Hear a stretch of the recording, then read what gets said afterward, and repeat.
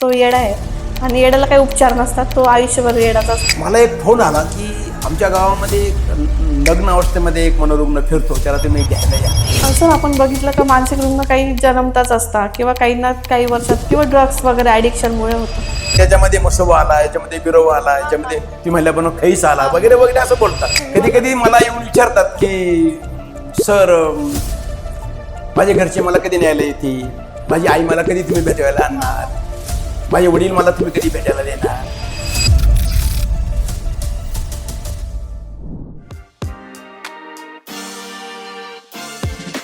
नमस्कार, मी Shilpa Wankhedkar. Express with शिल्पामध्ये तुमचं मनापासून स्वागत. आज आपण अशा विषयाला स्पर्श करणार आहोत जो आपल्या आसपास नेहमी घडतो, पण बऱ्याचदा आपण त्याला टाळतो किंवा त्याला कसं रिस्पॉन्स करायचं हेच आपल्याला समजत नाही. ते म्हणजे मानसिक आरोग्य. कधी कधी आपण रस्त्याने चालतो आणि अचानक आपल्याला एक व्यक्ती दिसतो जो स्वतःशीच बोलतो, किंवा कधी कधी एक असा व्यक्ती दिसतो जो आक्रमक होतो, किंवा कधी असा व्यक्ती जो तुटलेला, शांततेत निरागस बसलेला असतो आणि आपण त्याला नाव दिलेलं आहे मनोरुग्ण. मग कधी विचार केला आहे का नक्की त्या व्यक्तींच्या मागचं कारण काय आहे, नक्की त्यांना कसली गरज आहे?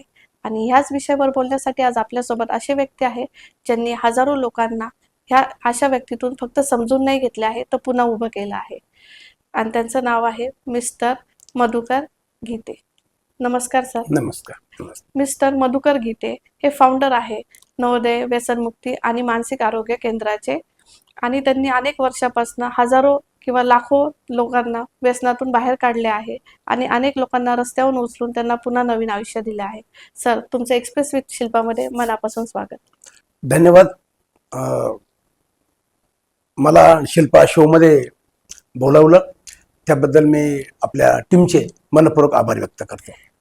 सर, खरं तर मी खूप तुमची आभारी आहे. म्हणजे मला जेव्हा टीमकडून समजलं का तुम्ही पहिल्यांदा सोशली, म्हणजे तुम्ही कामं अनेक वर्षापासून करताय, हजारो लोकांना तुम्ही नवीन आयुष्य दिलं आहे, पण पहिल्यांदा तुम्ही सोशली आले आहे, त्याच्याबद्दल तर पहिले तर मीच तुमची खूप आभारी आहे.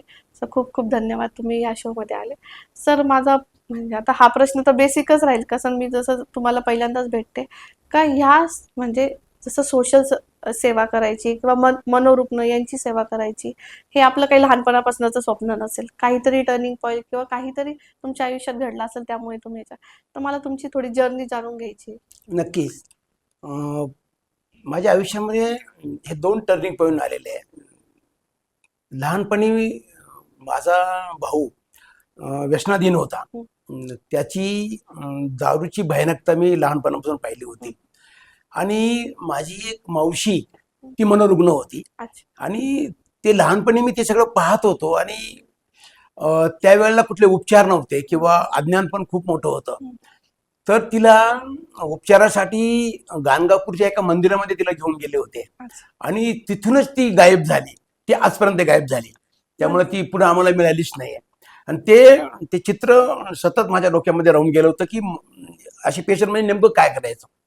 तर पुढे जाऊन मी झेनिथ केमिकल बोईसरमध्ये सर्व्हिसला लागलो आणि कामगार क्षेत्रामध्ये मी लीडर झालो.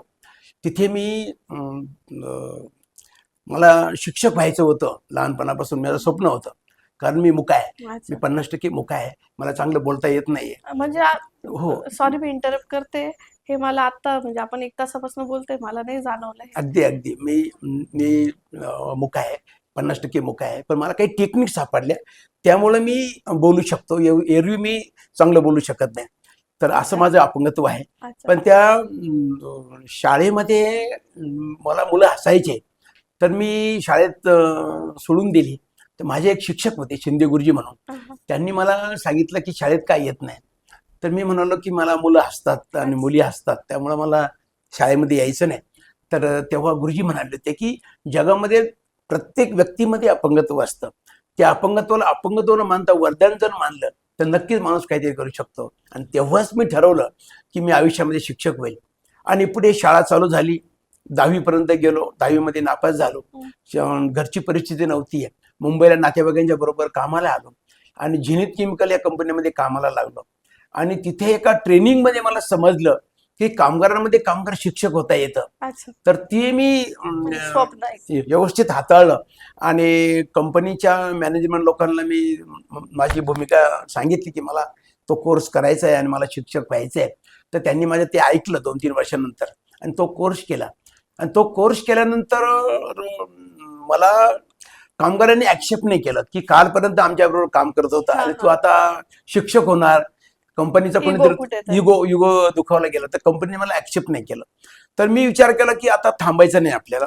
मी जवळपासच्या ज्या काही शाळा असतात त्या शाळेमध्ये जायला सुरुवात केली. सर मला थोडं बोलू द्या. हा. आणि त्यांनी मला थोडी संधी दिली. मग थोडा विषय तयार होत गेला. मग 15 मिनिटं बोललो, अर्धा तास बोललो आणि मग मी हळूहळू नरेंद्र दाभोळकर यांच्या सहवासामध्ये आलो अरे वा. आणि अनिसचा कार्यकर्ता झालो. हं. मग बुवाबाजी आणि चमत्कार वगैरे ह्या कामाला सुरुवात केली आणि 700-800 कार्यक्रम माझे जाहीर कार्यक्रम खेड्यापाड्यातून शाळा कॉलेजमधून झाले. आणि त्याच वेळेला मला महाराष्ट्र गव्हर्नमेंटचा गुणवंत कामगार पुरस्कार मिळाला.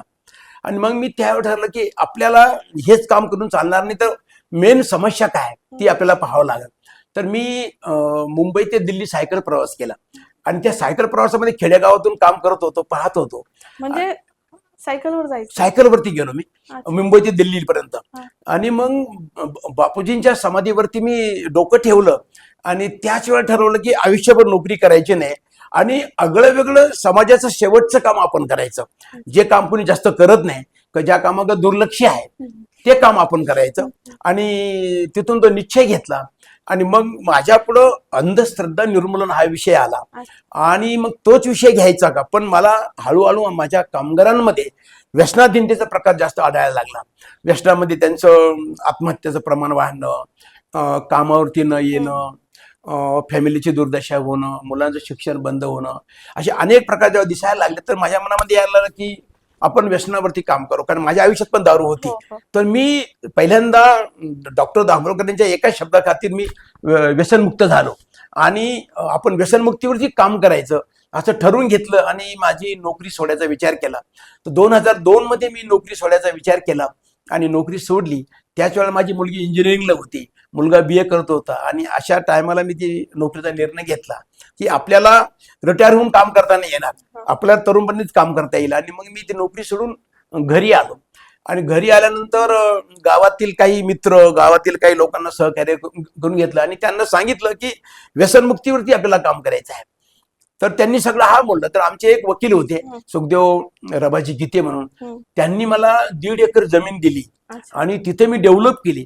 डेव्हलप केल्यानंतर गावच्या लोकांनी एकत्र आले आणि त्यांनी सांगितलं की हा प्रोग्राम आपल्या गावात करायचा नाही आणि कडकडून विरोध केला.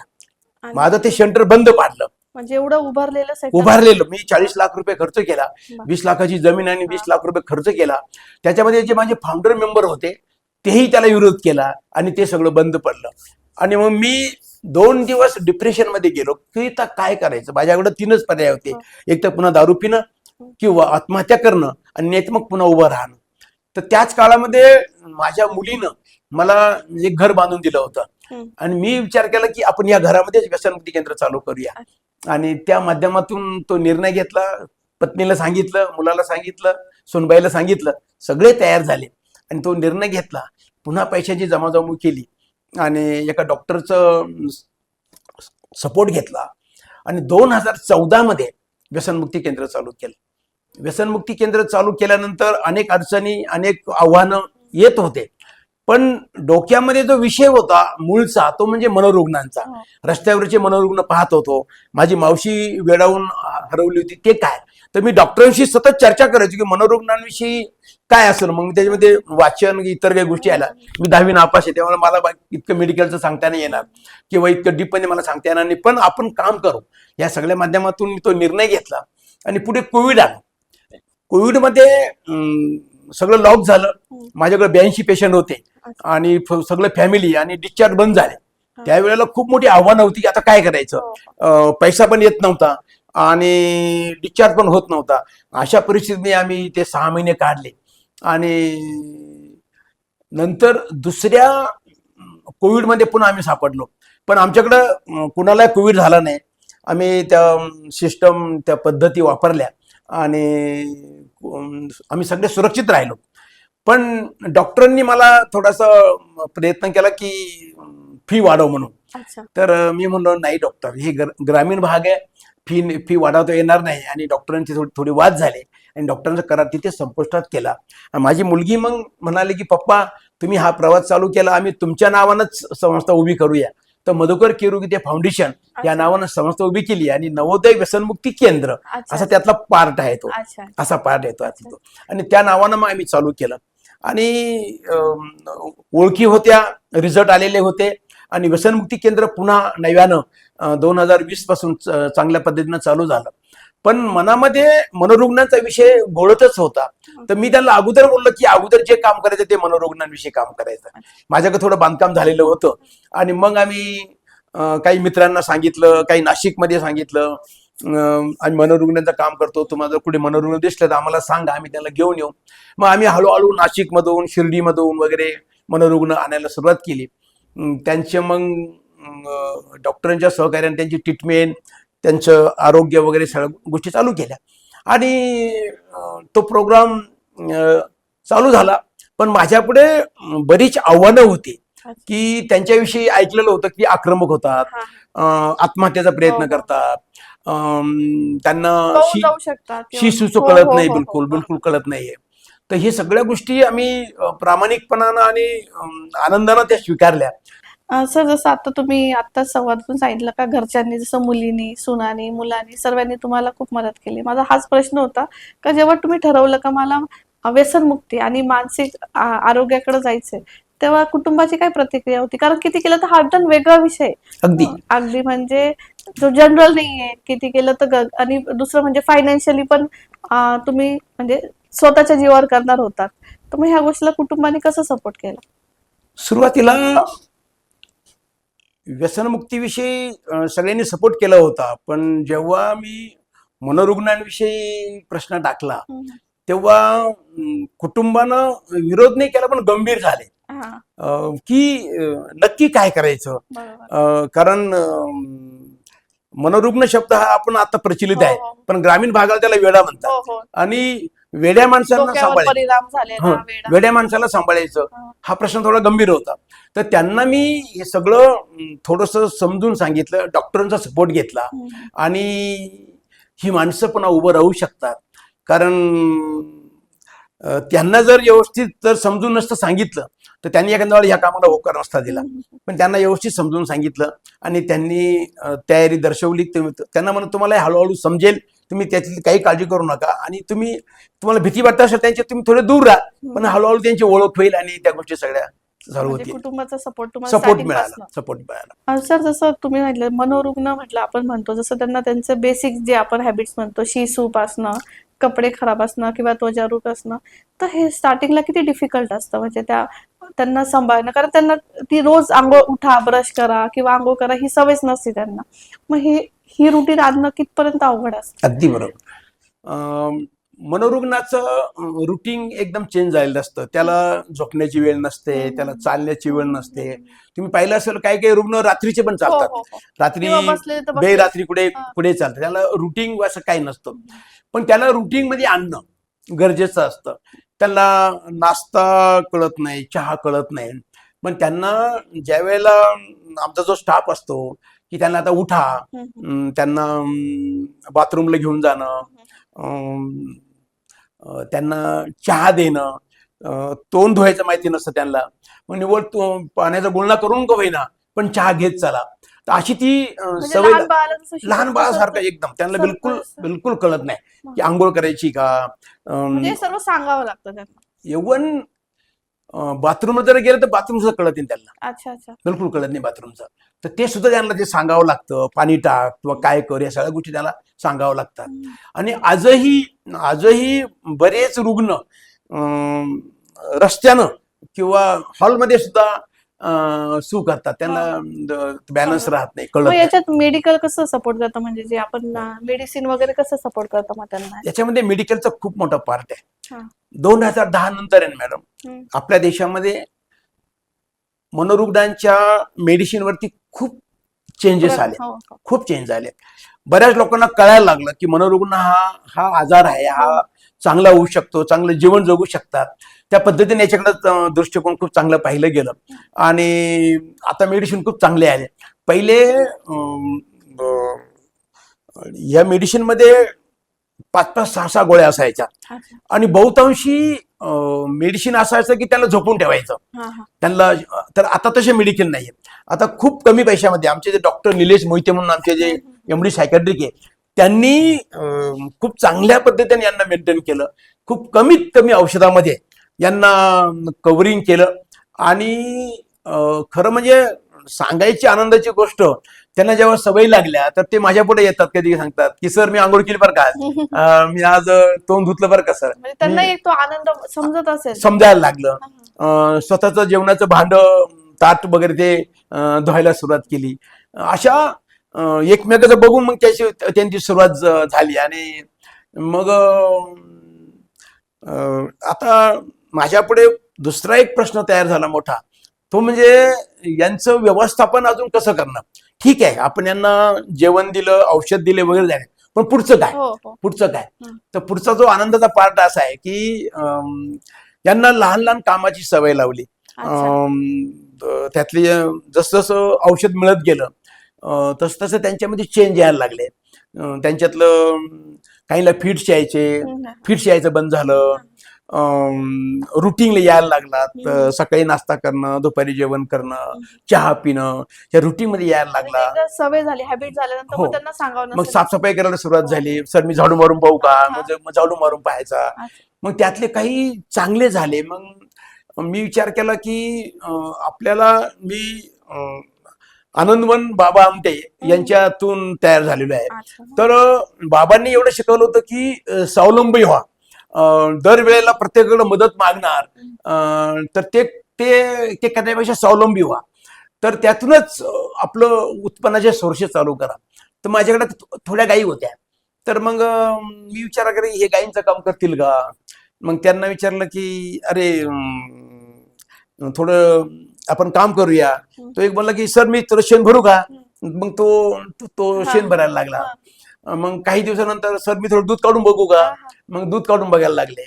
तर अशी कामं तयार झाली. मग ती एक टीम तयार झाली. मग दूध काढणारी टीम तयार झाली, कपडे धुणारी एक टीम तयार झाली, बाथरूम धुणारी एक टीम तयार झाली, झाडू मारणारी एक टीम तयार झाली. आणि बाकीचे जे काही आहे त्यांना काहीच येत नव्हतं किंवा ते करण्याच्या स्थितीमध्ये नव्हते. त्यांना फक्त चालायला शिकवलं की सकाळी आणि संध्याकाळी 2 वेळा आपण चालायचं. चालल्यामुळे त्यांचं अन्नपचन व्हायचं, उलट्या वगैरे होत नव्हत्या. आणि त्यामुळे त्यांचं आरोग्य थोडं चांगलं राहायला लागलं. आणि अशा पद्धतीनं ते रुटीनला आले. आणि आज खरं सांगतो की आमचे मनोरुग्ण 100 लिटर दूध काढतात. बापरे. 100 ते 110 लिटर दूध काढतात. आणि पर डे आम्ही नाही म्हटलं तरी 700 ते 800 रुपयाचा गॅस तयार करतो, बायोगॅस तयार करतो. की जे आम्हाला म्हणजे सध्या बाहेर गॅसची खूप तुटवड आहे, पण आम्ही तो गॅस स्वतः तयार केला आम्ही तो खूप चांगल्या पद्धतीनं. तर त्याचं सगळं श्रेय त्यांना जातं. म्हणजे शिकल्यानंतर ते व्यवस्थित होतात आणि ते स्वतःची जबाबदारी घेऊ शकतात, पण फक्त त्यांना प्रॉपर गायडन्स आणि ट्रेनिंग. अगदी त्यांच्या एकदा सवय लागल्यानंतर त्यांना माहिती की मला सकाळी ही बॉटल इथून उचलायची, इथं ठेवायची, ते ठेवणारच. तुम्ही नाही जरी म्हणले आता आज करू नको, ते नाही ऐकणार. ते जाणार, ती बॉटल तिथून उचलणार आणि इथे ठेवणारच. त्यांना ती सवय लागली असते, ती करणारच ते. अशा पद्धतीनं ते त्यांचं रुटीन चालतं. आणि मग आमचे मग मधल्या काळामध्ये मग काही कार्यक्रम असतात मनोरंजनाचे, गाणे म्हणणं, थोडं डान्स करणं.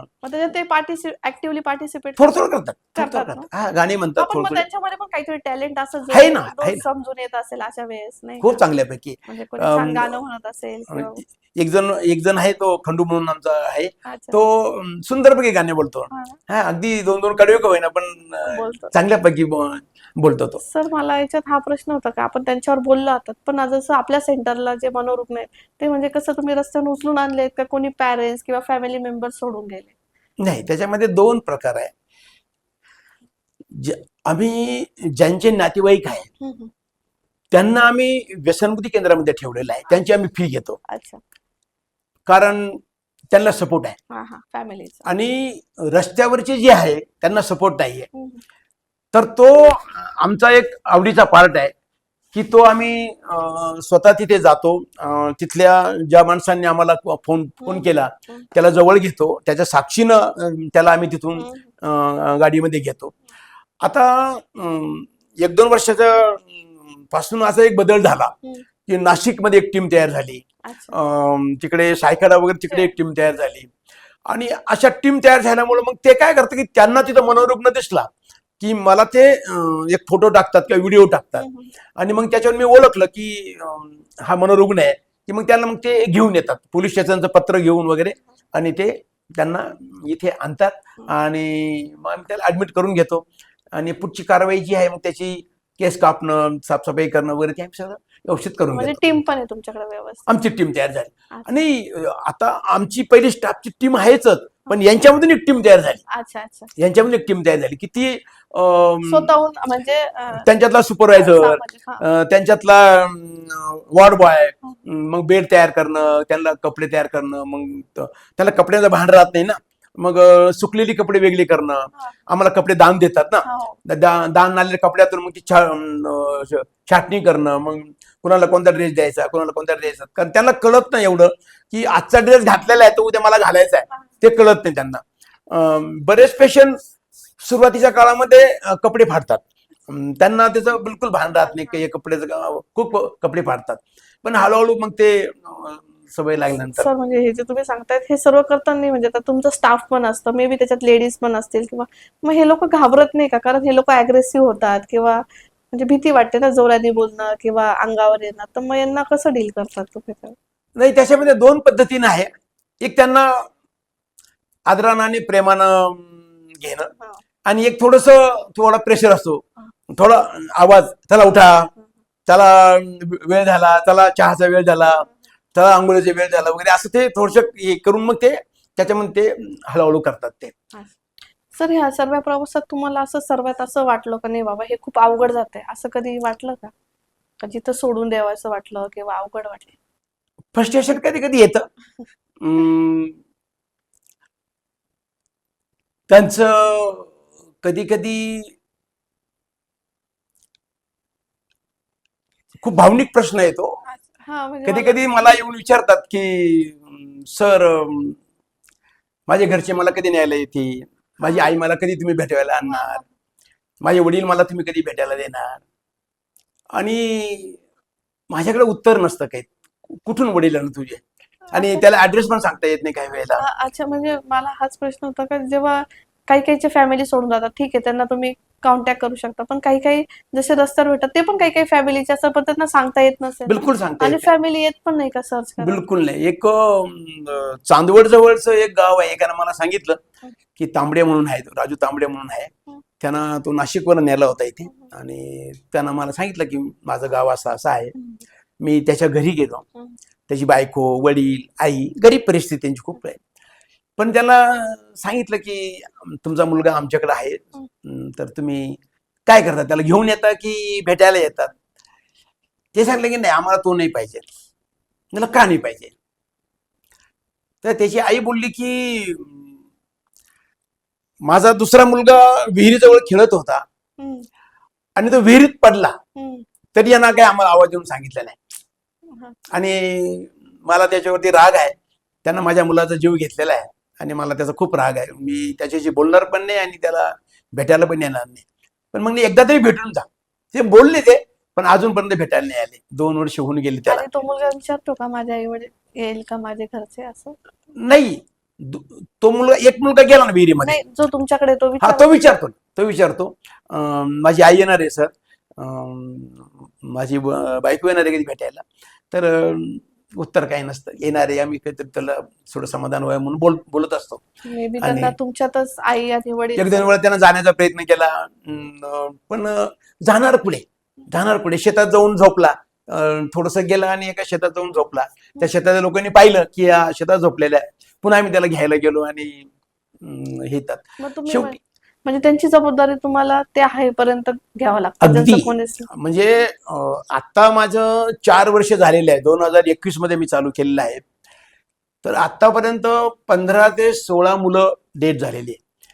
तर काहींच्या घरी कळवलं की तो शेवटच्या क्षणी आहे, तुम्ही भेटायला या म्हणून, तरी पण भेटायला नाही आले कोणी. ते सगळं तुम्ही आटोपून घ्या. आता एक जण होता, तो आमच्याकडे पहिल्यापासून 10 वर्षापासून होता. त्याचे भाऊ दुबईला होता. तर त्याला मी बोललो की तो शेवटचा घटका आहे. तो म्हणणे हे सगळं तुम्ही करून घ्या, मला फक्त हस्ती द्या आणि सगळं काय असेल ते सगळं तुम्ही बघून घ्या. नाही मॅडम, त्याच्यात तुम्हाला मनोरुग्णांविषयी खूप खूप निगेटिव्ह म्हणजे मला हे पण म्हणजे मला असं वाटत होतं, म्हणजे मी माझ्या अवतीभोवती कधी कधी मी असं पाहिलं की आहे एक मनोरुग्ण, पण आईचा खूप जीव आहे. म्हणजे मी अशी पण बघितले का नाही का, त्या मुलासाठी ती बाहेर नाही जात, सर्व मुलाचं करते. तर हे ऐकून मला ऍक्च्युली सरप्राईज का कसं एखादा आपल्या घरातला व्यक्ती आपल्याला नको वाटतं असं. आत्ता कमीत कमी माझ्याकडे 15 मुलं आहे की त्यांचे ऍड्रेस आहे, त्यांच्या घरी आई वडील आहे, त्यांच्या घरी भाऊ बहीण आहे, बायको आहे, पण नाही घेऊन जात. त्यांनी सांगितलं की तुम्ही तुमच्या पद्धतीनं करा. म्हणजे जेव्हा तुम्हाला ते काय म्हणतात विचारत असेल, खरंच मला मग आता डेट जाणवतंय का मग किती डेट वाईट. झाल्यानंतर मग आम्ही त्याची सगळी प्रेत यात्रा, आम्ही मग मला गावात पण न्यायची भीती वाटते. उद्या गावामध्ये आमची प्रेत यात्रा अडवली, गावामध्ये मतभेद आहे, हा मुस्लिम आहे का, हा हिंदू आहे का, हा पारशी आहे का. तर त्यापेक्षा मग मी काय करतो की आमच्या शेतामध्येच आम्ही ते करतो सगळं. तिथे बाजूला शेत आहे, तिथेच अग्निडाग देतो आणि तिथेच त्याचे हस्ती वगैरे घेऊन मग नदीमध्ये सोडतो आणि बाकीचं कर्मकांड करत नाही कुठलं, बिलकुल कुठलंही सर, कोणतं म्हणजे ऍक्च्युली त्यांना त्याचीच गरज आहे. म्हणजे खरं तुम्ही जे म्हणता त्याची गरजच नाही. जेव्हा ते असतात त्यांना नाही का त्यांचे विधी होणं गरजेचं आहे, त्यांचा शेवट चांगला होणं पण गरजेचं त्यांच्या सोबत राहणं. मी तर हे इमॅजिन करूनच का नाही का, आपले मम्मी पप्पा किंवा आपले आई वडील आपल्याला एक्सेप्टही करत आहे किंवा त्यांना आपल्या भेटू पण नाही वाटत आहे. ही भावनाच किती म्हणजे दुखवणारी किंवा हर्ट होणारी. आणि तेव्हा तुम्ही त्यांचे आई वडील होतात. म्हणजे मी खरंच तुम्हाला खूप थँकफुल आहे. म्हणजे जेव्हा आपण असं आसपास आहे ना सर, मी सांगू का, मी लहानपणापासून असे खूप लोक बघितले, माझ्या फॅमिलीत बघितले किंवा हे का बापू आहे हे, पण मला ते इमोशनली कधी काही वाईट नाही वाटलं, कधीच नाही. खरंच सांगते मी का ठीक आहे तो. आणि ते जो तुम्ही जे पहिले आपण 2 शब्द वाटले का तो येडा आहे आणि येड्याला काही उपचार नसतात, तो आयुष्यभर येडाच असतो, आणि किंवा तो मनोरुग्ण आहे हे शब्द. पण खरं त्यांना आपण समजूनच घेत नाही. आता हे कधीतरी आता नाही का, म्हणजे खरं मला आत्ता जाणवतंय का त्यांना समजून घेतलं पाहिजे त्यांच्या भावना. किंवा ते अचानक खूप ओरडतं, लगेच आपण त्यांना नाही का बांधून ठेवणं किंवा त्यांना एका रूम मध्ये हे करणं. मे बी तो आजारच आहे दुसऱ्या आजारासारखं. जसं आपण दुसऱ्या आजारावर ट्रीट करतो, आपण त्या दृष्टीने बघतच नाही की ह्या आजारावर आपण काहीतरी अगदी ट्रीटमेंट बरोबर. द्यायला पाहिजे. मे बी तसं केल्यावर त्यांना समजून घेतलं, त्यांना ऐकलं तर काहीतरी नाही, काही 100% तर फरक नाही जाणार आहे, 50% हे तुमच्या बोलण्यावर मला नक्की जाणवतंय सर. सर, जसं तुम्ही हे सर्व करताना तुम्ही बोलले तुम्ही दाभोळकर सरांसोबत सुद्धा काम केलं, जे ऑलरेडी खूप समाजासाठी त्यांनी काम केलंय. तर अनिशची सुरुवात कशी झाली तुमच्या आयुष्यात आणि त्याच्या माध्यमातून तुम्ही काय कार्य केलं? अनिशविषयी पहिल्यापासून या गोष्टीचं आकर्षण होतं, अंगात येणं, बुवाबाबांचं चाललेलं सूत्र अंधश्रद्धा. हे सगळं खूप हे होतं. आणि मग मी दाभोळकरांच्या शिबिरामध्ये जायला सुरुवात केली आणि एक पुस्तकांचं वाचन झालं आणि त्या माध्यमातून मग वेगवेगळे चमत्कार वगैरे करून शिबिराचे अटेंड करून मग मी स्वतः कार्यक्रम करायला लागलो आणि त्या माध्यमातून खूप चांगल्या पद्धतीनं प्रेरणा घेतली. माझे कमीत कमी 1500च्या आसपास माझे कार्यक्रम झाले असतील, शाळा, कॉलेज, ग्रामीण भागामध्ये वगैरे करतो. तर मला महाराष्ट्र लेवलला पूर्ण वेळ काम करण्याची संधी होती, पण मला त्याच्याही पेक्षा मला व्यसनांचा प्रश्न खूप मोठा दिसला आणि तो विशेषतः ग्रामीण भागामध्ये. कारण शहरांमध्ये जेव्हा मी पाहिलं व्यसनाधीनतेची परिस्थिती आणि त्याच्याही पेक्षा खूप कठीण परिस्थिती ग्रामीण भागामध्ये आहे. आणि ग्रामीण भागामध्ये ज्यावेळेला मी विचार केला की त्यांना व्यसनमुक्तीवरती जे शहरामधली जी फी आहे ती 20,000 25,000, तर हे हा आजार तर गरीब माणसाला पण होतो आणि शासनाचे व्यसनमुक्ती केंद्र नाहीये, आणि त्याच्यामध्ये मग या माणसांचं काय होणार. तर मी विचार केला मग केंद्रबिंदू असा ठेवला की सर्वसामान्य माणूस आपल्याकडे ऍडमिट व्हावं, त्याला उपचार मिळावं, आणि तो केंद्रबिंदू ठेवून मी ते व्यसनमुक्ती केंद्र चालू केलं. तर माझ्या ह्या 12 वर्ष मला आता पुढच्या महिन्यामध्ये पूर्ण होतात. तर 12 वर्षामध्ये मी कमीत कमी नाही म्हणलं तरी 10,000 ते 11,000 पेशंटला उपचार केले. त्याच्यापैकी 3 ते 4,000 मुलं पुन्हा उभे राहिले, पुन्हा आपल्या ड्युटीवरती गेले, पुन्हा आपली शेती केली, मुलं आपल्या कुटुंबात गेले. अशा अनेक अनुभव आले की आम्हाला सगळे बरेचसे मुलं जोडलेले असतात की सर मला मुलगा झाला, सर मला माझी नोकरी मिळाली, माझी बायको पुन्हा वापस आली. अशा अशा पद्धतीच्या आनंदाच्या घटना सांगतात. आणि या सगळ्या माध्यमातून जो प्रश्न मला तुम्हाला सांगायचा होता की मनोरुग्णांची संख्या जास्त करून व्यसनाधीनतेतून जास्त आहे. अच्छा, म्हणजे ते नसतात पण व्यसनामुळे ऍडिक्शन, ड्रग्स हो वगैरे याच्या- हो, अगदी अगदी. हा, हा. आणि त्याच्यामध्ये विशेष करून गांजा पेशंट जे आहे अच्छा. ते जास्त करून मनोरुग्ण होतात गांजा पेशंट मध्ये. आणि ड्रग्सवाले मुलं. आणि अशा मुलांची खूप भीषण अवस्था आहे. आणि म्हणून मी तो विषय याला जोडून घेतला की आपल्याला दोन्हीवरती काम करायचं आहे. काहींची परिस्थिती चांगली आहे, ते फी भरू शकतात.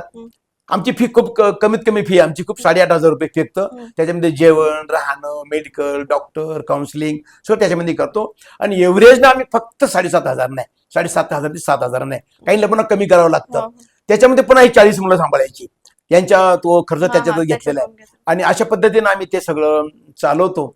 पण आज मला मनोरुग्णांविषयी एक कुटुंब तयार झालं.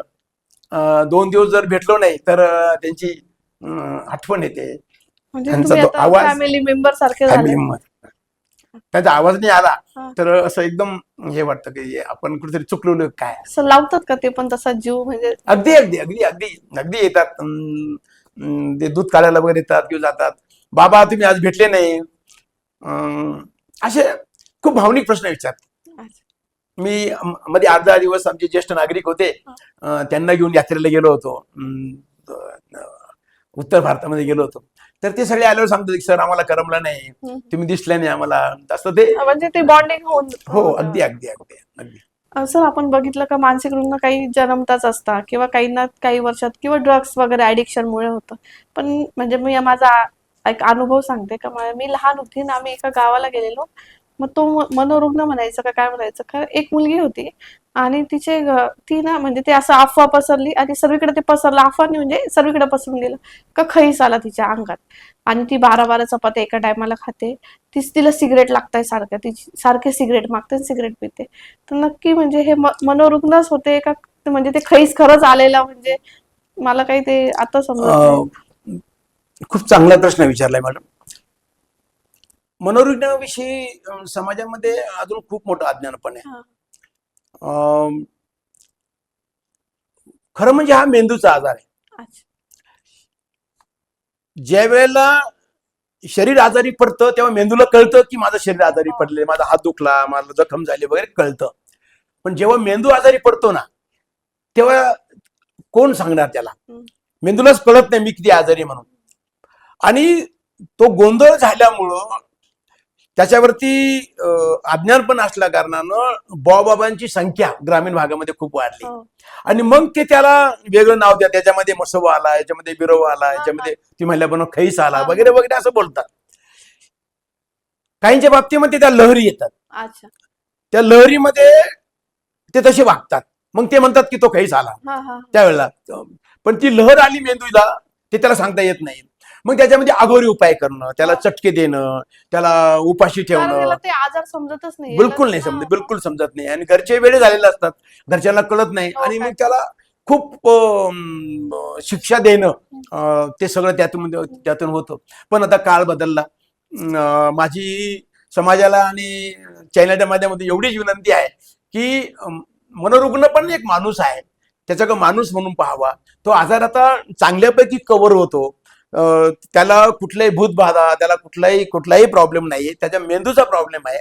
त्याच्यावरती चांगली औषधं, चांगली ट्रीटमेंट आणि त्याला प्रेम जर दिलं तर तो आजार खूप चांगल्या पद्धतीनं आपल्याला कव्हर करता येतो. त्याला माणूस म्हणून खूप जगावता येतं.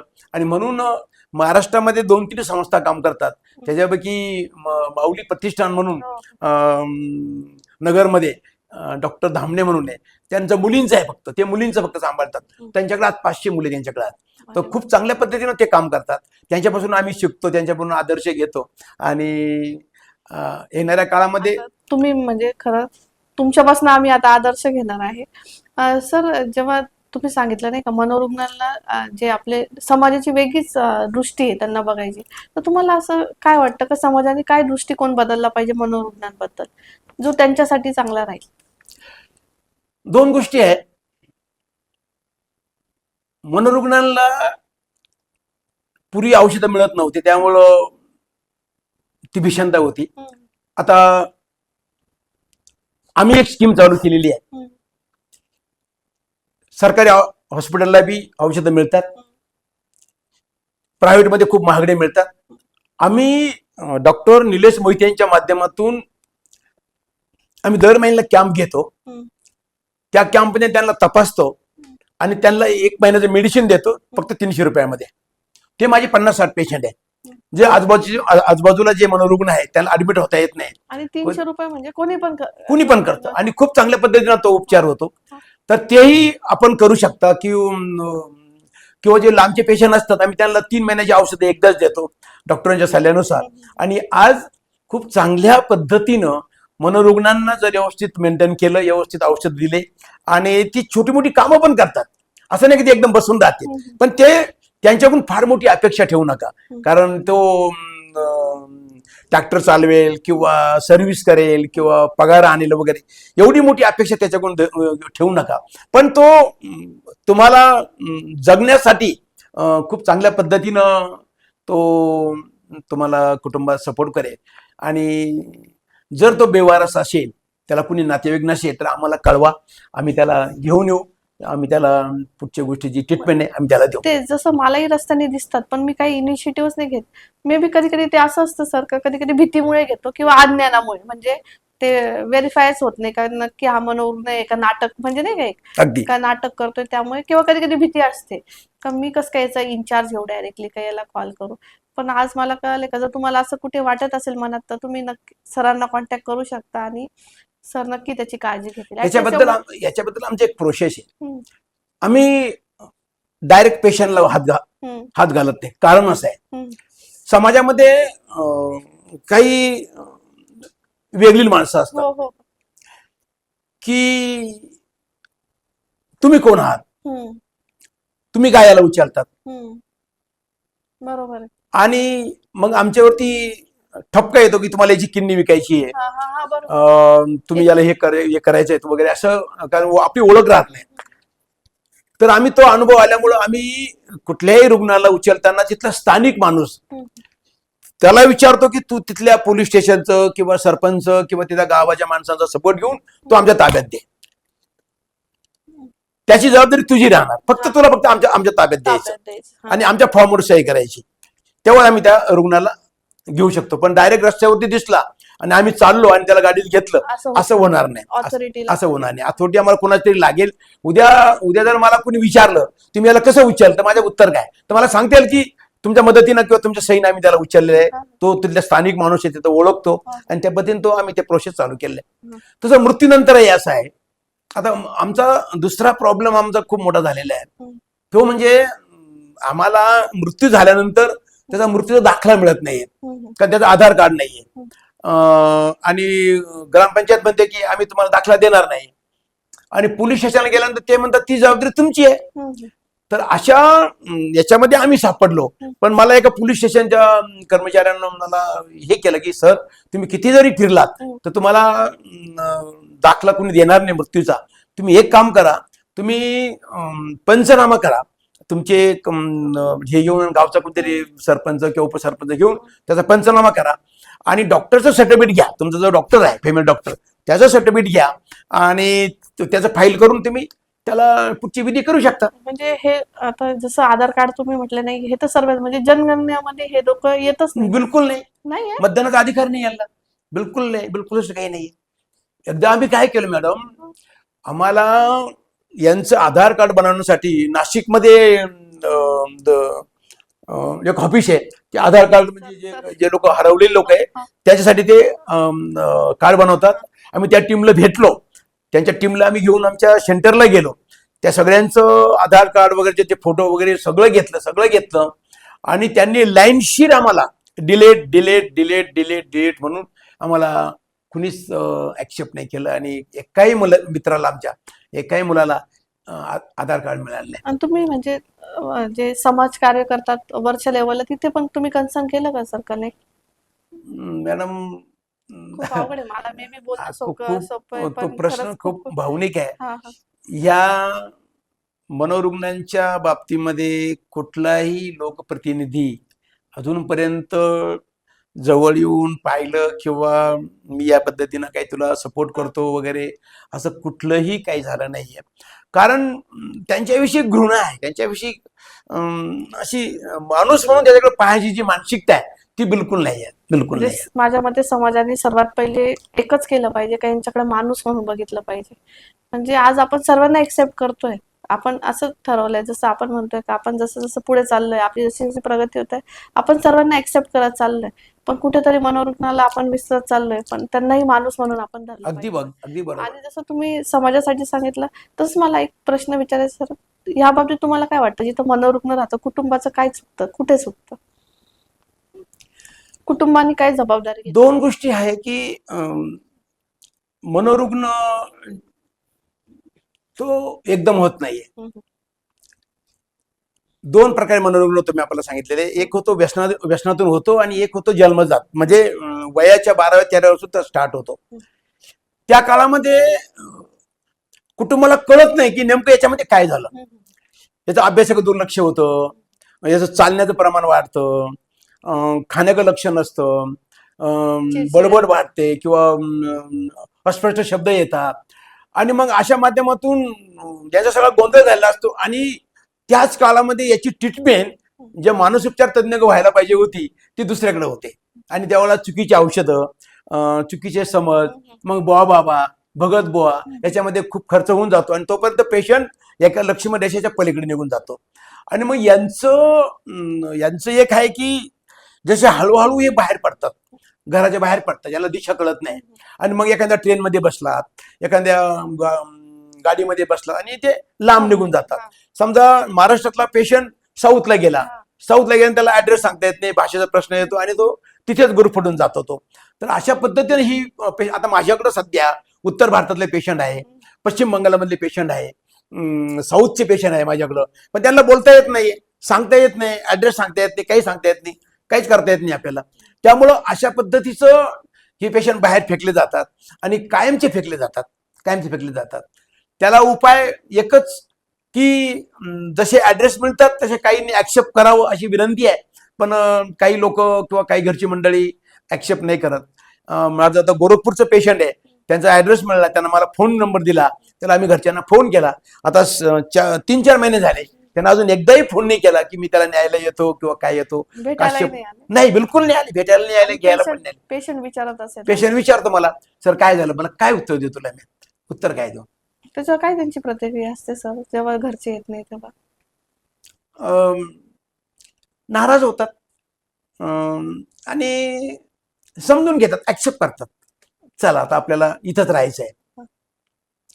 पण मधून विचारतात. मग त्यासाठी आम्हाला मिटिंग घ्यावं लागतात, त्यांना समजून घ्यावं लागतं की आपल्याला समूहानं कसं जगायचं, आपण एकत्र येऊन कसं जगायचं, आपल्याला घरचे न्यायला इथे नाहीये किंवा घरचे आपल्यावरती रागवलेले आहे का, नाराज झालेले आहे का, आपल्या काही चुकीमुळं आपल्याला हे करतात. त्यामुळं आपण समजून घ्या, हेच आपलं घर आहे, या घरामध्ये आपल्याला राहायचंय, एकमेकाला सपोर्ट करायचा आहे, एकमेकाला आधार द्यायचा आहे आणि सुंदरपैकी जगतात. सर, तुमच्या आता एवढ्या वर्षाच्या प्रवासातला एखादा असा अनुभव जो तुमच्या लाईफमध्ये टर्निंग पॉइंट होता किंवा त्याच्यामुळे तुमच्या लाईफमध्ये खूप काही बदललं? टर्निंग पॉइंट खूप आले, त्याच्यातला महत्वाचा जो टर्निंग पॉइंट होता तो म्हणजे आम्हाला कोविड मधला. कोविडमध्ये प्रचंड असा प्रेशर होता. 82 लोक आणि माझा सगळा 15 लोकांचा परिवार, असे माझी मुलगी वगैरे सगळे होते, असे आम्ही 100 लोक राहत होतो. आणि त्या काळामध्ये आजूबाजूला कोविडचं एकदम थैमान माजलेलं. आणि पोलिसांनी मला येऊन सांगितलं की जर एक जरी पेशंट झाला तर तुला हे सगळं खाली करावं लागेल. आणि गावच्या लोकांनी बंदी घातली की तुमचा एकही पेशंट गावाकडे आला नाही पाहिजे किंवा अशा प्रकारच्या मानसिक तणावामध्ये तो आम्ही खूप होतो. पण खरं म्हणजे आम्ही इतके लक्की ठरलो की दोन्ही वर्षी आम्हाला कुणालाच कोविड झाला नाही आणि देवाची. आम्ही सगळं परिवार एकत्र सगळं जेवण करणं वगैरे सगळ्या गोष्टी 100 लोकांचं जेवण तयार करायचं आणि ह्या सगळ्या माध्यमातून आम्ही सगळं जवळून पाहिलं, पण आम्हाला कुठल्याही प्रकारचा धोका झाला नाही. तो एक टर्निंग पॉईंट खूप आयुष्यातला सुंदर झालेला आहे. हा, म्हणजे जसं तुम्ही आता समाजासाठी करत होता तर देवाचंही कुठेतरी लक्ष होतं. नक्कीच. आणि सर एवढ्या प्रवासला एक असा अनुभव ज्याच्याने तुम्हाला खूप समाधान मिळालं. खूप पेशंट आहे मनोरुग्णांच्या बाबतीमध्ये, खूप पेशंट आहे. त्यांचे वेगवेगळे अनुभव आहे, पण एक अनुभव म्हणून सांगतो की मला एक फोन आला की आमच्या गावामध्ये एक नग्न अवस्थेमध्ये एक मनोरुग्ण फिरतो, त्याला तुम्ही घ्यायला या. आणि मी त्याला घ्यायला गेलो तर तो संध्याकाळी मला एका गोदावरीच्या पुलाखाली तो बसलेला होता आणि जिथे कोंबड्यांचं कटिंग केलेलं जे मटेरियल असतं, घाण असती, ती घाण तिथं टाकलेली आणि तिथं त्याला डुकरं आणि कुत्रे त्याला खात होते आणि तो त्याच्यात बसलेला होता आणि तिथं आम्ही त्याला घ्यायला गेलो. मग त्याचा मला आवाज आला आणि ते सगळे कुत्रे आणि डुकरं तिथं होते, ते आम्ही ते हकलले आणि त्यातून त्याला घेतलं. नग्न अवस्थेमध्ये होता तो आणि मग त्याला आम्ही इथे आणलं, सेंटरला आणलं, त्याला आंघोळ वगैरे सगळं काही केलं, कपडे वगैरे घातले. तर तो 15 दिवस कपडे फाडत होता. 15 दिवस कपडे अंगावर ठेवतच नव्हता, कपडे दिले की फाडायचा. पुन्हा मग त्याला सवय लागली आणि मग हळूहळू तो रुटीनला आला. रुटीनला आल्यानंतर मग त्याचे घराचा ऍड्रेस मिळाला, पण त्याचे दोन्ही आई आणि वडील दोघेही बरोबरच डेथ झाले. आणि आता अशा पुढे प्रश्न पडला, मुस्लिम समाजाचा आहे, अशफाक म्हणून आहे तो, आणि आता मला प्रश्न पडला की आता काय करायचं, आता हा गोंधळ घालतो की काय घालतो. मी त्याला मग हळूच सांगितलं, अरे अशफाक म्हणलं, तुझी आई आणि वडील वारले यार. तो गंभीर झाला, काहीच नाही बोलला. म्हणलं याला समजलं नाही काय. अरे अशफाक, मी काय बोललो समजलं का? म्हणजे हो सर, मी काय बोललो? म्हणजे माझे आई वडील वारले. मग काय नाही, गंभीर एकदम, म्हणजे भावना शून्य, ना दुःख व्यक्त केलं ना आनंद व्यक्त केला, भावना शून्य. ही आजाराची गंभीरता, बिलकुल काही नाही, काही सुद्धा नाही, काहीच प्रश्न नाही. मला वाटलं की आडावड करेल, आता गोंधळ घालायला केला, बिलकुल नाही काय. आणि मग त्याचा एक भाचा होता, मी त्या भाच्याला बोलवलं, अरे याला थोडस चेंजेस म्हणून घेऊन जाता. आणि ते त्याला घेऊन गेले. 4-5 दिवस ठेवलं फक्त त्याला आणि म्हणलं की नाही, मला नाही करमत, मला पुन्हा तिथेच नेऊन घाल, मला तिथे जायचंय. आणि मग तो आता आला आणि आता तो आमच्याकडं दूध काढायचं काम करतो आणि सुंदरपैकी दूध काढतो, गाईंचं वगैरे सगळं काही करून तो सगळं काम करतो. बापरे, याच्यापेक्षा समाधान म्हणजे खूप चांगल्या पद्धतीने आहे. दुसरा एक मुलगा होता, तो ही मुसलमान समाजाचा होता, अली म्हणून आहे. तर तो आमच्या गावाजवळचा आहे, वडांगच्या गावाजवळ होता आणि तो गावात फिरत होता. तर असं म्हणतात की गावचा वेळा म्हणजे गावाचं खेळणं, कुणी बोट लावावं, कुणी चिडवावं त्याला, कुणी काय करावं. मग त्याला ते गावचे मुलं सांगायचे, अरे एक तुला चॉकलेट देतो, त्या मुलीचा हात पकड. तो जाऊन त्या मुलीचा हात पकडायचा आणि मग त्याला खूप मार द्यायचे, खूप मारायचे. मग ती आई घाबरायची, आई विधवा आहे. मग त्याला तिनं घरात बांधून ठेवलं, 1.5 वर्ष त्याला घरात साखळीला बांधून ठेवलं. आणि मला माहिती पडलं की त्याला बांधून ठेवलेलं आहे. मग मी त्याच्या आईकडे गेलो आणि तिला सांगितलं की म्हणलं, हा मुलगा आम्हाला द्या, आम्ही दत्तक घेतो त्याला आणि आम्हाला द्या, आम्ही त्याला सगळं सांभाळू, काही काळजी करू नका. कारण या साखळीने बांधून ठेवणं, आणि ती म्हणजे मी करू काय, मला कामाला जावं लागतं, घरामध्ये नवरा नाहीये, एक मुलगी लग्नाची आहे, तिची भीती वाटते आणि याला करायचं काय. मग तो आम्ही घेतला आणि आता तो चांगल्यापैकी राहतो, चांगल्यापैकी काम करतो. असे आनंदाचे क्षण, खूप वेगवेगळे आनंदाचे क्षण येतात आणि जेणेकरून ते मला असं ऐकूनच तुम्हाला तर वाटलंच असेल, पण मलाच इतकं समाधान वाटतं जेव्हा तुम्ही ते स्टोऱ्या सांगतायत का एवढा लाईफ मध्ये फक्त प्रेमाने आणि प्रॉपर गायडन्सने एवढा बदल होऊ शकतो. अगदी बदल होतो. खूप छान. आणि मला याच्यातून एक सूत्र मिळालं मॅडम. म्हणजे आज आमचा जो परिसर आहे ते गोकुळ आहे. म्हणजे जगा आणि जगू द्या, तो मंत्र मला सापडला. आता खऱ्या अर्थानं ते मला जगवतात, मी त्याला जगवत नाही. आणि ते तुमची प्रेरणा झाली आता. ती प्रेरणा झाली, ती इतके सुंदर काम करतात. म्हणजे आता मला पहिली चिंता वाटायची की अरे आपल्याला आता गहू संपले तर काय करता येईल, तांदूळ संपल्यावरती काय करता येईल. पण ती मुलं आता एवढं स्वावलंबी व्हायला लागले. गाईचं आमच्या 15 गायी आहे. 15 गायींचं मध्ये खूप चांगल्या पद्धतीनं त्यांचं हे करणं, गॅस तयार करणं, खत तयार करणं, ही सगळी कामं खूप सुंदरपैकी ते करतात. आणि त्यातून मग उत्पन्नाचा सोर्स येतो. मग आता हळूहळू दुसरा एक सोर्स आम्हाला मिळाला, तो म्हणजे आजूबाजूला कार्यक्रम असतात. कुणाचं लग्न असतं, कुणाचं 10वा असतो, कुणाचं काय असतं. तर मला एक प्रश्न व्हायचा की मी सगळं बनवेल, जेवण वगैरे बनवेल, पण मी माझ्या मुलांना बुंदी देईल का, लाडू देईल का, जिलेबी देईल का, हा प्रश्न माझ्या पुढे होता. आणि मग मी हळूच या प्रश्नाकडे पाहिलं. म्हणजे एक म्हणलं जेवणामध्ये खूप अन्न वाया जायचं. मग मी 1-2ला विचारलं की म्हणजे हे अन्न वाया जातं, ते आम्हाला द्याल का तुम्ही, आम्ही ते घेऊन जाऊ शिल्लक राहिलेलं. आणि मग ते सगळ्या लोकांना माहिती पडलं. तर आम्हाला तर आठवड्यातून 2 वेळा किंवा 3 वेळा ते जेवण येतं. त्याचा फायदा असा झाला, एक तर माझ्या मुलांना पंक्तीच्या जेवणाचा आनंद मिळाला, ते ऍक्सेप्ट झालं. कधी जिलेबी मिळते, कधी बुंदी मिळते, कधी काय मिळतो, तो एक आनंद मिळाला. आणि वाया जाणारं अन्न ते आम्हाला ते वाचलं गेलं. ते खरं मुद्द्याचा भाग त्याचा झाला. आणि याच्याने न कळत जे तुम्हाला देत आहे त्यांच्याकडून पण त्यांना पण एक मनात राहायचं ना, का अन्न वाया जात आहे, ते पण त्यांच्या म्हणजे त्यांना पण ती गिल्ट नाही राहिला आता. चला अन्न कुठेतरी योग्य ठिकाणी जात आहे. अगदी बरोबर, अगदी बरोबर. खूप चांगल्या पद्धतीने होतात आणि चांगले तंदुरुस्त आहे. आणि पण यांचा एकच प्रॉब्लेम असतो, यांचं जर लॉंग आयुष्य नाही, यांना हे असे 70-80 वर्ष जगतील वगैरे एवढी यांच्याकडे नसतं. आयुष्यभर औषधं खावं लागतात. आणि यांच्यामध्ये एक असं बदल झाला की ते अन्न बंद करतात. आणि अन्न बंद केलं की मग स्टॉप होतात. मग काहीच भीती नाही, खातच नाही काय, बिलकुल बिलकुल घेत नाही काही. त्याच्यात ते म्हणजे त्यांना समजत असेल का मे बी सर का नाही, आता आपल्याला नाही समजतं का नाही समजतं, पण ते म्हणतात की भूकच नाही. मग आम्ही मग हळूहळू दूध देतो किंवा मग बिस्किट देतो. आणि झालं. मग काहींना कॅन्सर झाला. कॅन्सरमध्ये आम्ही थोडा खर्च केला.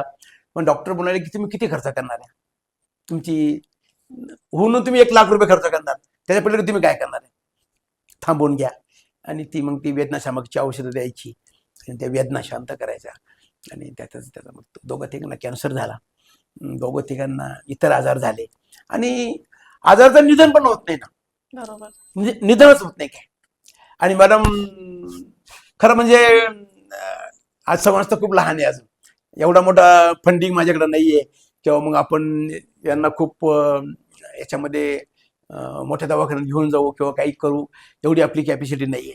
पण आमचे जे काही फॅमिली डॉक्टर आहे, तिथल्या जवळपासच्या गोष्टी आहेत त्या आम्ही त्या करतो व्यवस्थितरित्या. चांगली औषधं पाणी वगैरे त्यांना देणं वगैरे करतात आणि सुंदरपैकी आयुष्य जगतात. तर माझी विनंती अशी आहे की तुमची टीम एकदा आमच्याकडे या. नक्की सर, नक्की. म्हणजे हे एवढं ऐकल्यानंतर तर आम्ही नक्की येणार आहे. आणि माझ्या मते जो हा पॉडकास्ट बघतील त्यांना तर मी हेच निवेदन करेल का तुम्ही ठीक आहे, तुम्हाला वाटतंय का आता मी ह्या मुलांसाठी कपडे देईल किंवा पैसे देईल, ते द्यायच्या आधी तुम्ही व्हिजिट करा. म्हणजे परिस्थिती समजल्यानंतर देण्याचं महत्व कळतं. अगदी. म्हणजे आज मी ठीक आहे तुमच्याजवळ मी काही कपडे देऊन टाकेल, पण त्याचं महत्व मला जोपर्यंत नाही करणार, जोपर्यंत मी त्या लोकांना बघत नाही का ते काय स्ट्रगलमध्ये राहतात आहे किंवा ते दिल्यानंतर त्या लोकांना किती आनंद होणार आहे, ते जेव्हा आपल्याला कळतं ना, तर तेव्हा म्हणजे जे लोक हे पॉडकास्ट बघतील त्यांनी तर मदत तर करा, सरांना संपर्क करा. त्यांच्या डिस्क्रिप्शन बॉक्समध्ये मी त्यांचे कॉन्टॅक्ट डिटेल्स किंवा त्यांचा ॲड्रेस शेअर करणार आहे, पण तुम्ही पर्सनली पण व्हिजिट करा. सर आता हे सर्व म्हणजे मी ऐकतानाच माझे खूप सारे इमोशन्सचे टोन गेले. कधी मी सॅड होते, कधी मला खूप म्हणजे स्वतःबद्दलची घृणा पण येते का मी समजून नाही घेतलं हे आत्तापर्यंत, असे बरेच आहेत. तर तुम्ही याला इमोशनली कसं डील करतात? म्हणजे इमोशनली स्ट्रॉंग राहणं, पुन्हा पुन्हा पुन्हा, जसं तुम्ही सांगता कॅन्सर होतो किंवा ते वाढतात तरी त्यांना कोणी बघायला येत नाही, तर त्याला तुम्ही इमोशनली कसं डील करता सर, स्वतःला कशी करता? अम, वाईट तर खूप वाटतं. मी टीम प्रमुख आहे आणि टीम प्रमुख जर भावनात्मक झाला किंवा घायाळ झाला तर बाकीचे कसे करणार. तर मला खूप स्ट्रॉंग लावावं लागतं. माझ्या डोळ्यात जरी पाणी आलं तर मला ते तिथंच थांबावं लागतं आणि हिमतीने पुढे जावं लागतं. चला आपण हे करूया ते करूया. आणि म्हणून माझ्या जीवनातला दुसरा एक प्रश्न तुम्ही विचारण्यावर सांगू असं वाटतं. तो ही प्रश्न खूप गंभीर आहे. जसं मी हे मुलांचं चालू केलं तसा मुलींचा प्रश्न पण खूप मोठा आहे. आणि मुलींचं, मनोरुग्णांच्या ज्या मुली आहेत त्यांच्या मी जवळून खूप वेदना पाहिलेल्या आहेत. डॉक्टर धामण्यांकडे मी ते जातो असतो. तर डॉक्टर धामण्यांकडे आता 500 मुली आहे आणि तिथे जागा जागा कमी पडायला लागल्या.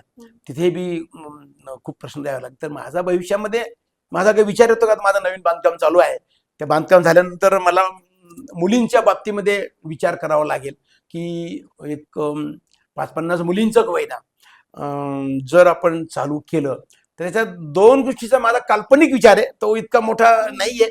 पण जे बाबांनी मला सांगितलं, बाबांना जसं आनंदवनमध्ये कुष्ठरोग्यांचं बाबांनी आणले, महिला मुलं पुरुष वगैरे आणले, तर त्यांच्या पुढं झाल्यानंतर बाबांनी साधनाताई म्हणाले की आपण यांचं लग्न करूया, त्यांचं लग्न करूया. आपण बाबांना एक लग्न करूया पण याला मुलं होऊन देऊ नका. तर पुढे प्रश्न तयार होईल मोठा. तर त्यांचं लग्न केलं. लग्न केल्यानंतर मग साधनाताईने हळूच म्हणायला की नाही, त्यांना एक तरी मुलं होऊन द्या. तर ते आज त्यांच्याकडं 1200 मुलं आहे तिथे. त्यांचं स्वतंत्र हायस्कूल झालेलं आहे. तर माझ्याही मनामध्ये असा विचार येतो की एकटं आयुष्य जगणं खूप कठीण असतं. तर तर मुलींचं जर मी कधी आता मुलांनी जर ऍक्सेप्ट केलं आणि जर याच्यातून मला हे कुटुंब उभा करता आलं, का दोघांच्या वेदना सारख्याच आहेत आणि दोघांनी जर एकमेकाला गरज आहे, समजून घेतलं दोघांनाही गरज. आणि यांच्यासाठी जर रोजगार तयार केला किंवा कंपन्यांमध्ये किंवा याच्यातून जर केला तर तो एक वेगळा मुद्दा तयार होईल. तर माझं भविष्यातलं ते स्वप्न आहे की मुलींचं चालू करून त्यांचा जोडीदार त्याच लेवलचा, त्याच माध्यमातून जरी गेला तर जे मी आनंदमध्ये पाहिलेलं आहे आणि ते आज खूप सक्सेस झालेले आहे, त्याच पद्धतीनं यांना पुढे घेऊन जावा का, असं एक माझ्या पुढे एक स्वप्न आहे. सर, ज्या गतीने तुम्ही काम करतायत मला नक्कीच. 100% वाटते का ते होईलच.